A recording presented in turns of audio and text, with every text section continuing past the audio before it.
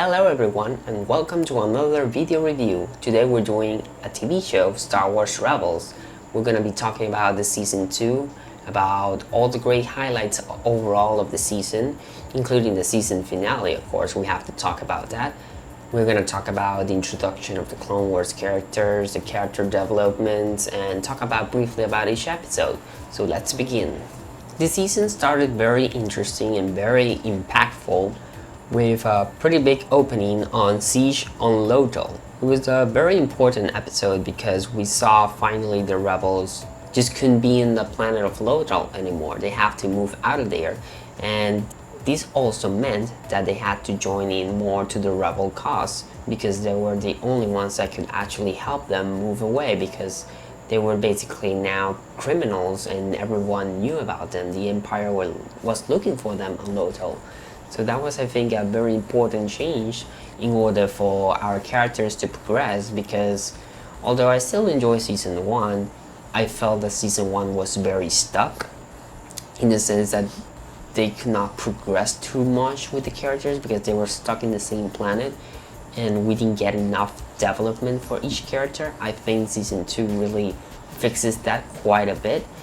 And that season premiere really helped establish that, and it was also great to establish Darth Vader once again and show how powerful he is and how menacing and threatening he is for the Rebel Alliance. And most importantly, by the end of the episode, Ahsoka feels the presence of Darth Vader, and Darth Vader discovers that Ahsoka is actually there with the rebels on that ship, and that was a very impactful and very emotional scene that would eventually set up for what was to come at the very end of the season, which would be the great battle between Ahsoka and Darth Vader.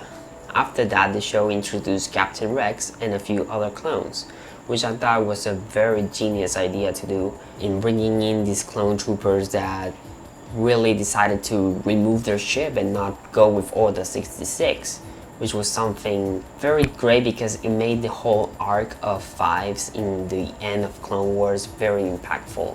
It made it have meaning in the very end. Some little nice bits that we got there also was the first AT-ATs, while they were still being done for the first time, and then have that AT-AT battle a clone trooper tank. That was pretty cool. After that, we got the introduction of our new Inquisitors, the 7th sister and the 5th brother. And although the 7th sister seemed like a very interesting character and voiced by the excellent Sarah Michelle Gellar, was ultimately, I feel that they didn't really pay off. The Inquisitors were not as present as they could have been, and they felt like repetitive in the way of doing things. It was an odd choice to have these Inquisitors come later after the Grand Inquisitor, because the Grand Inquisitor is actually more powerful than them. And I don't know, it seemed like a waste of time, and I am disappointed because I was pretty excited to see a Sith Inquisitor being a female, but it wasn't really used too much. But for those episodes, it was a nice introduction. After that episode introducing them, we got an episode with Hondo, which I really enjoyed a lot. The relationship that they tried to establish with Ezra and him, I thought that was pretty cool. And at the same time, they did not make Hondo be too nice. At the same time, he was still the scum bounty hunter type of thing he's always been. So I thought that was great. I was actually surprised they brought in Hondo and they brought in so many Clone Wars characters at the same time, which actually was something pretty cool that they really have these characters that they can use again from the Clone Wars, because their stories felt incomplete at the end of the day. After that, we got a big set of episodes that would develop more our characters. One of them including was Hera, which got a nice little episode of finding a B-Wing and showed all the love she has to being a pilot and flying and all of that. So that was a very great episode and a great way to introduce that ship into the timeline. That was really cool. After that, we got a Sabine episode where we got to see more of Sabine as a bounty hunter, as she met with an old friend. But ultimately, I was a little disappointed on that episode because in the end, there wasn't really much to add to Sabine's story in the end. she just had this friend and they just had this duel fight, and then they just became happy friends in the end. And that's ultimately going to be one of the main problems of season 2 as a whole, that a lot of these episodes are just one episode and they're not an arc of episode, and that ultimately really limits a little bit the storyline on how far they can develop these characters. And not only that, but the resolutions of these episodes and their situations coming so fast, it really damages a little bit the emotion that some of these episodes could have. After that, we got a episode where Rex and Kanan become undercover in order to rescue Ezra and other rebels. It was interesting. It was nice to see Kanan develop more a relationship with Rex. I didn't like that Kanan was against Rex so much throughout the season at the beginning. I mean, I understand all the things he went through and saw with seeing his master fall and all that, but in the long run, I think that it stretched out too much. The dislike on Rex when it was simply Rex, it wasn't Rex's fault in the end. But anyway, in that episode of them going undercover really fixed a little bit of that. And after that, we got Children of the Force, which is one of my favorites of the season, because not only because Ahsoka finally comes into play, because after all these episodes you don't see Ahsoka, but it really brought back a very important story that I thought Clone Wars kind of just went past through it, but then never came back to it. And it was the dark side of the Force looking for children, and Emperor Palpatine was looking for ways to get children. So it was nice to see that intention is back again and trying to make children become part of the dark side of the Force rather than just straight out killing them. So that was very interesting, and Ahsoka recognized the situation as well, and she was pretty badass against the Inquisitors. After that one, we got a mid-season finale with Ezra trying to find out the truth about his parents. I thought that was one of the best episodes in terms of how to make a small story and completely tell it all in 30 minutes. I think that was one of the storylines that really paid off and used well his time, because the other stories I still feel they could use more time, but this one really finished all that story that Ezra had behind with his parents. After that, the show returned with Leia finally appearing on the show, and she was really great. They really kept her personality while also showing she's still pretty young. But I like a lot that she felt a little bit of connection with Ezra, and because she was also young, so they had a connection of being young and being on this world and all this rebellion and all that stuff. And I think she was a great character. We might not see her again, but I think she was great. It would be nice to see more of her.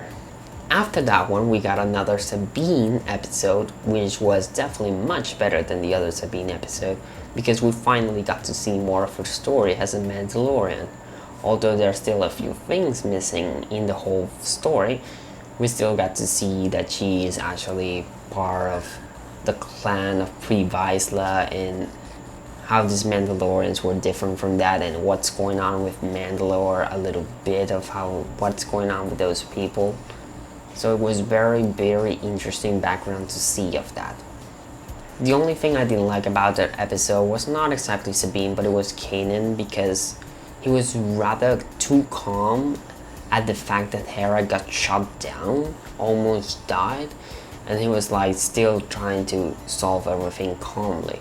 Yes, I know that's the Jedi way and that's how he's supposed to do it, but for someone who has been emotional in other things, like being so emotional about Rex, you would think he would kind of react differently, at least show a little bit of emotion and then take it peacefully, but he seemed so peaceful right from the start, and that kind of disjointed me a little bit. After that, we got an episode of Seb, which was about the Lasad and his race, what's the future of his race, and he has to lead them to a new planet. Some of the last ones he found, he finds a place where the Lasad will grow again, and I thought that was really great. After the season 2, Zeb really grew to become actually my favorite of the entire show. I was really surprised how much development and how real the character feels, because he can be sometimes a little dummy and do stuff and try to be gruff and all that, but deep inside he has so much emotions and development that I think really make him, for me, the standout of the season. After that one, we got an episode called The Call, which was the space whales. Is that how people reference that episode? That one was a little disappointing. I'm not saying the episode was filler, by the way. I'm not saying like it was filler, as some other people said. I think it was important. It was nice to establish that Ezra was connecting with these whales throughout the Force, and seeing a light side of the Force for him. But ultimately, the plot overall of the episode was kind of boring, in the sense that the enemies that they were facing over there with the whales and all that seemed rather uninteresting. But the idea concept as a whole was great.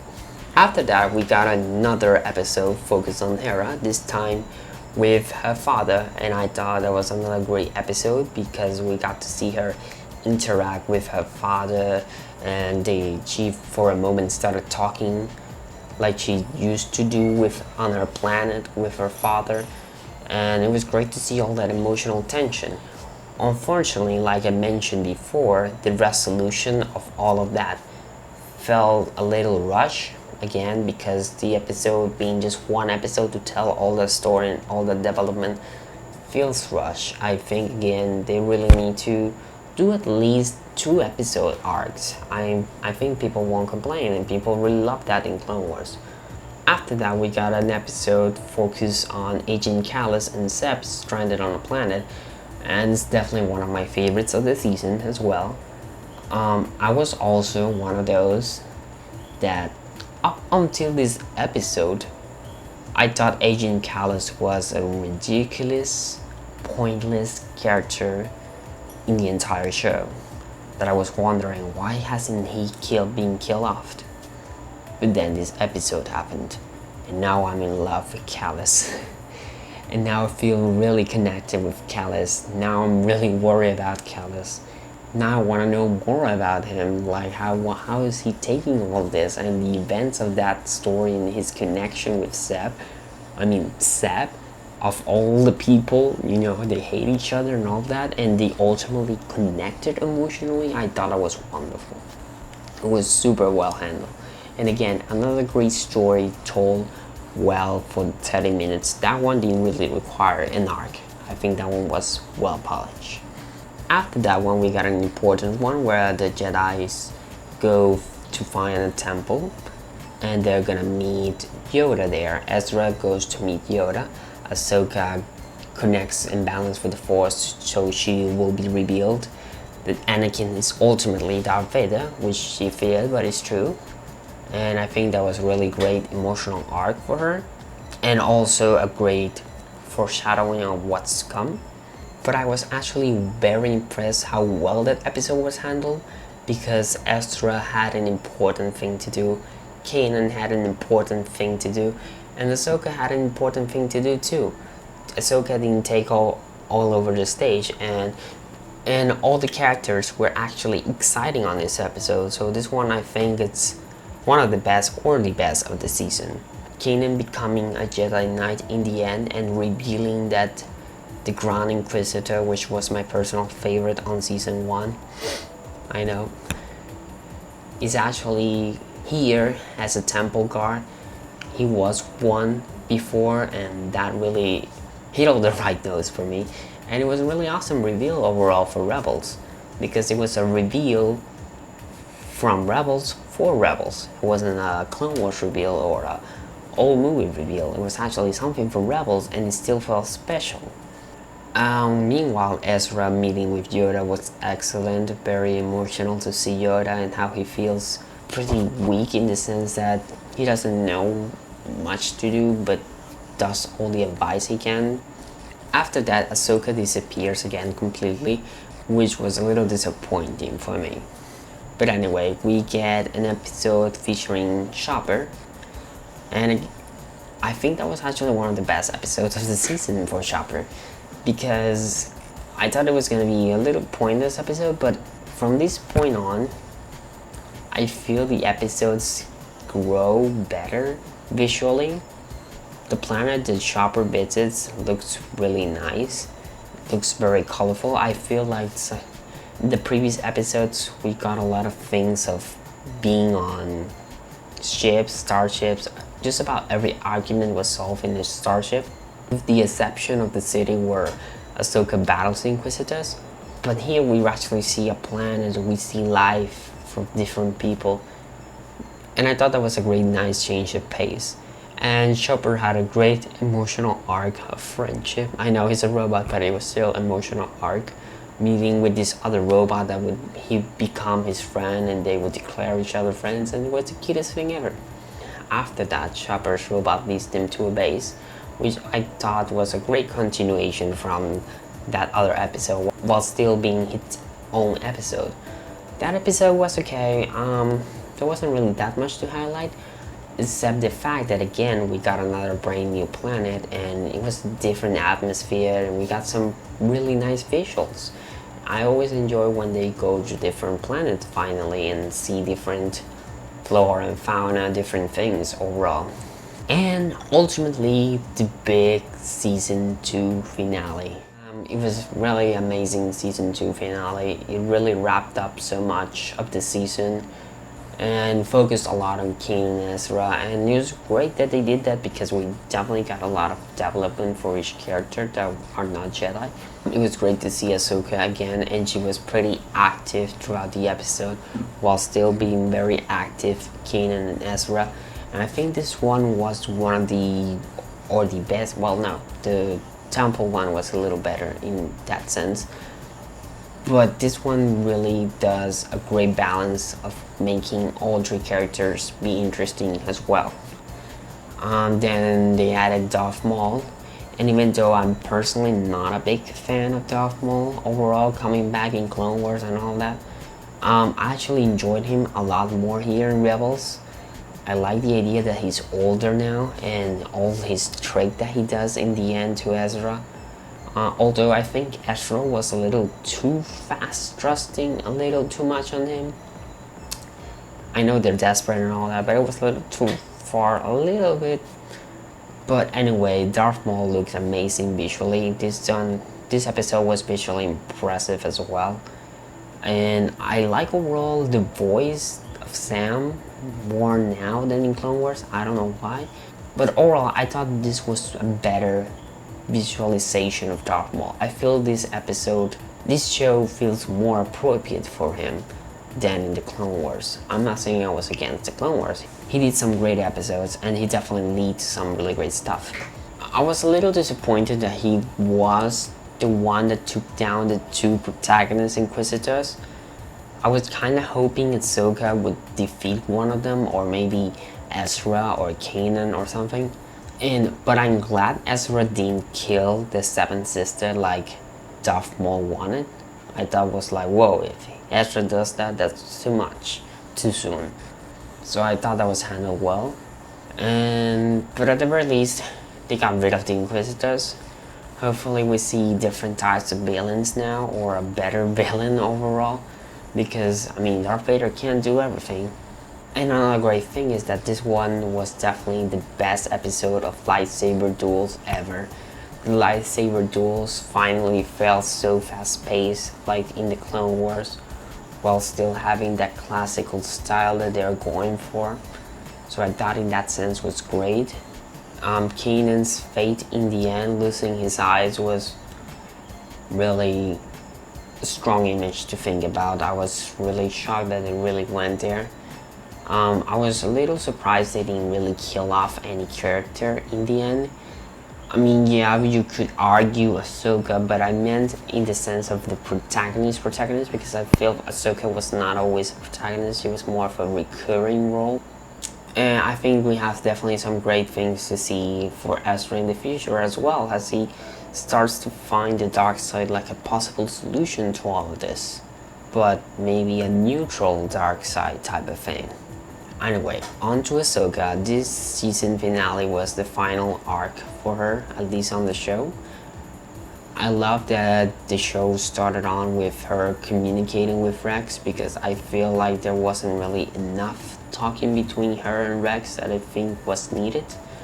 A little disappointed that it was their final goodbye through a hologram, but it still worked, and the fact that Rex did a line from the Clone Wars movie was wonderful and beautiful.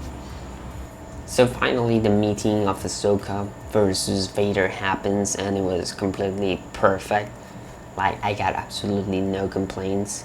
Everything was so well handled. They literally handled everything that everyone wanted to handle. They made sure Vader was still dark, that Ahsoka didn't change him, but at the same time Vader had like a few seconds where he was like thinking on her and actually gave her the chance to become a dark side without attacking her first. So there was a great balance in that. And I also love that Ahsoka was determined, that in the end she knew that she couldn't really save him, she couldn't stop him at all. So she just went and said, I am no Jedi, I'm going to avenge Anakin. And in the end she's still gonna stay there for him. Of course that doesn't work out in the very end, but it was nice that she's not going to give up on her fighting. But that doesn't mean that she's abandoning forever Anakin in her heart. So, and that left us to a big cliffhanger, where of course that Vader is alive and we don't know if Ahsoka lives or not. Although we do see her image entering into the temple, some people are arguing that it could be her Force ghost or simply an imagery of her body passing on to another life. I'm hopeful that she definitely has a lot more to deliver story-wise, and I'm glad that we're getting a book that's gonna tell what happened before that. So it's gonna be very interesting what they do with her in the future if they decide to bring her back once again. But I think it was a great decision in the end. Some people are against it. I thought it was great because you give fans hope, while those that want her to die, well, they can just imagine she died and move on. But those that wanted for her to live, well, you can think she lived. So that kind of works out in that sense, because I didn't see really well happening her dying in the show dramatically. I don't know, it felt a little, it would feel off for the show.